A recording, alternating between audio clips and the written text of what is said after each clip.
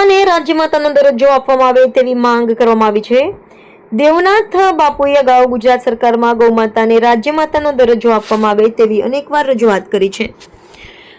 સરકાર તરફથી કોઈ કાર્યવાહી ન કરવામાં આવતા સાધુ સંતો અને ગૌપ્રેમીઓ દ્વારા ગાયને રાજ્યમાતાનો દરજ્જો આપવાની લડતને વેગવંતી બનાવી છે। સમગ્ર કચ્છની સાથોસાથ ગુજરાતના પણ સાધુ સંતો દેવનાથ બાપુની લડતને સમર્થન આપી ચૂક્યા છે। ગૌમાતાને રાજ્યમાતાનો દરજ્જો આપવાની લડતમાં વિવિધ સંસ્થાઓ, ગૌરક્ષકો અને સાધુ સંતો જોડાયા હતા। જ્યાં સુધી ગૌમાતા રાજ્યમાતાનો દરજ્જો નહીં મળે ત્યાં સુધી ઉપવાસ આંદોલન ચાલુ રાખવાની ચીમકી ઉચ્ચારી। રિપોર્ટર ધર્મેશ જોગી, ભુજ। બાપુ આજે ગાય માતાનું રાજ્ય માતાનું જે બધું લઈને અનશન બોલો ગૌ માતા કી, ભારત માતા કી, સનાતન ધર્મ કી। ઘણા ટાઈમથી સંતોની સનાતનીઓની માંગ છે કે ગુજરાતની અંદર ગૌ માતાને રાજ્ય માતાનો દરજ્જો મળવો જોઈએ। ઘણા બધા પ્રયાસ કર્યા પણ સરકાર તરફથી કોઈ રિસ્પોન્સ નથી। એટલે કચ્છના સંતો સનાતનીઓ નક્કી કર્યો છે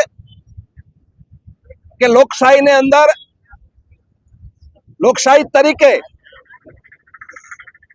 આપણે માંગણી કરીએ। એટલે અમે બધા સંતો સનાતનીઓ નક્કી કર્યો છે કે જ્યાં સુધી ગુજરાતની અંદર ગાય માતાને રાજ્ય માતાનો દરજ્જો નહીં મળે ત્યાં સુધી અમે અહીંયા ઉપવાસથી ઉઠીશું નહીં। અને આપને માધ્યમથી પૂછવા માંગુ છું કે સરકાર ગાય માતાને રાજ્ય માતાનો દરજ્જો નહીં આપવાનો એનો પાછળનું કારણ શું છે, તકલીફ શું છે? આ રાજ્યની અંદર 80% સનાતની સમાજ છે, ગૌને પૂજવા વાળો સમાજ છે, ગાયને દેવી માને છે, તો એમની માંગણી તમે શું કામ નથી સ્વીકારતા? એટલે અમારી માંગ છે કે જ્યાં સુધી ગુજરાતની અંદર ગૌ માતાને રાજ્ય માતાનો દરજ્જો નહીં મળે ત્યાં સુધી અમારા અહીંયા ઉપવાસ ચાલુ રહેશે।